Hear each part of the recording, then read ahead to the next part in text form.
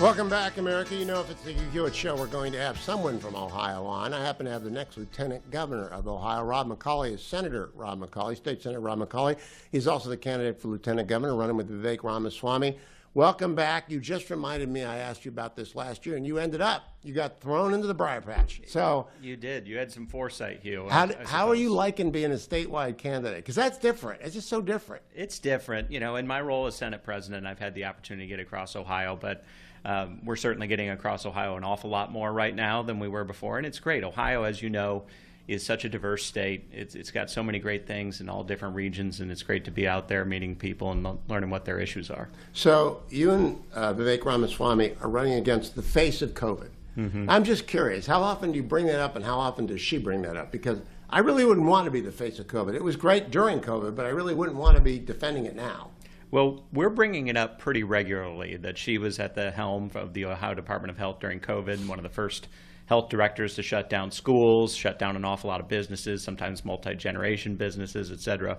A lot of bad things came from that. But what we're bringing up more often recently is the thought and the concept of her competence, and the fact that she has not held a job for longer than 18 months, I believe, since 2017. Can you believe that? And now she wants to be governor for 4 years. How'd she get to be the head of Ohio Public Health? Well, that's a good question. Probably one you have to ask somebody else. But when she was there, she quit within 18 months of taking the post. And she did so at a time when the pressure was the highest. So you have to ask the question, can she handle the pressure of making decisions that impact the daily lives of Ohioans? Our position is she's already shown that she cannot, and that alone should be disqualifying. Well, I'm very happy about this, Rob McColley, because Ohio has turned a corner in the last 10 years. I had Chris Brose on 2 weeks ago, president and head strategy officer of Anduril. And that Anduril is building in Ohio is astonishing to me. Is that the first step in of all the defense industries that are moving? Is that the leading edge, or is that the last thing we'll see? Oh, no, I think it's a sign of things to come. Anduril coming in is a reflection not only of our established reputation in the aerospace and national defense industry. It's in our DNA, from the Wright brothers all the way through what we have at Wright-Patterson Air Force Base.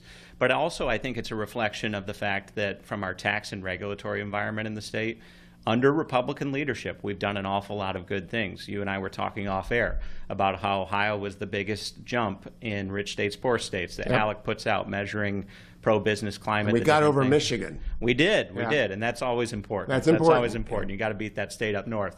But we did it through incremental, good conservative leadership, incremental wins.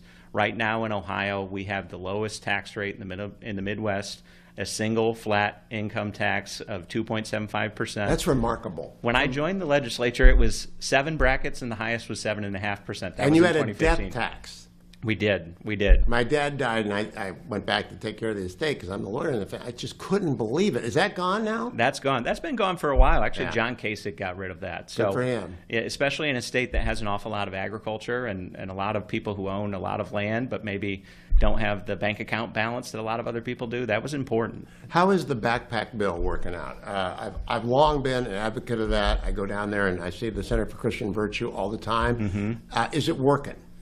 It's working. So our voucher program has been a wild success. It's been even more successful than we anticipated. And frankly, that's important more now than ever to give parents the opportunity to make a decision on what best opportunities are out there for their children. And we believe in that full-heartedly.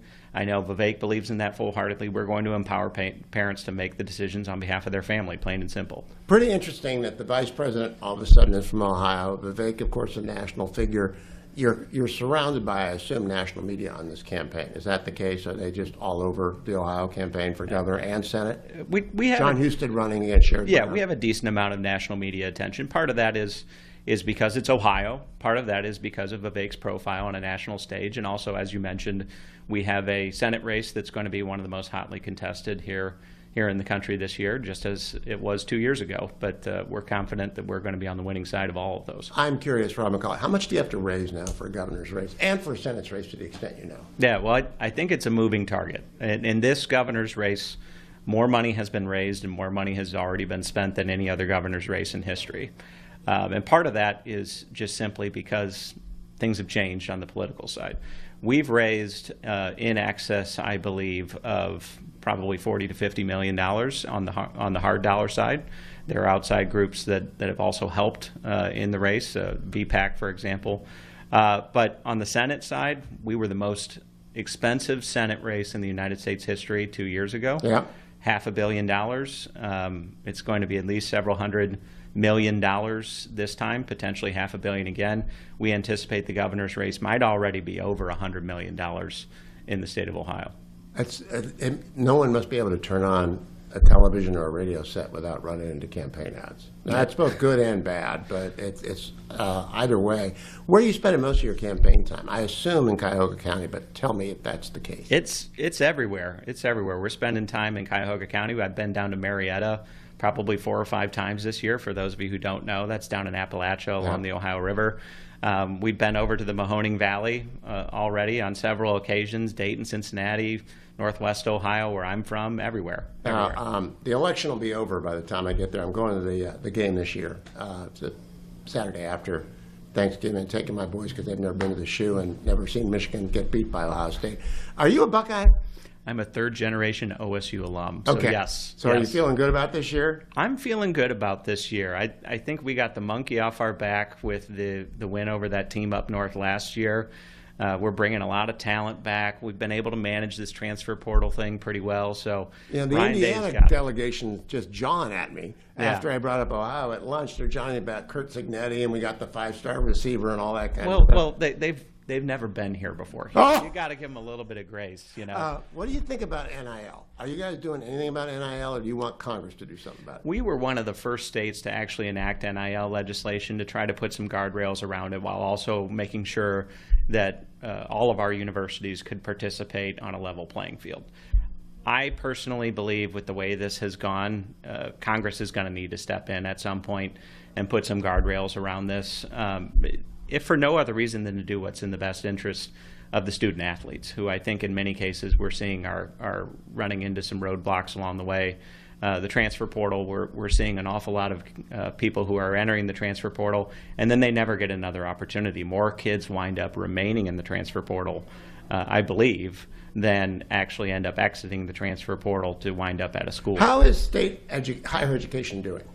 Some places are struggling badly because of politics and left-wing sort of indoctrination on campus. What's the Ohio State system like? So earlier in this General Assembly term, we passed Senate Bill 1 that actually enacted a law that would eliminate DEI in our colleges, but also tried to crack down on an awful lot of the other things that we saw as inefficiencies in higher ed, including saying, look, if you have a program that only has 5 people who are in the major, you really shouldn't be offering that major anymore. Good for you. Common sense there. And so I would suspect more of that thought process, Vivek has talked about this, he's been a leader on this, more of that thought process is going to enter so we can make sure our higher ed institutions are focusing on their core competencies and improving in those. And making sure we can have centers of excellence. University or Miami, but they can aspire. Ron McColley, next Lieutenant Governor of Ohio. Keep talking to me during the campaign. Very good to see you back. Don't go anywhere, America. I'm coming back with Julie Daniels from Oklahoma next on The Hugh Hewitt Show.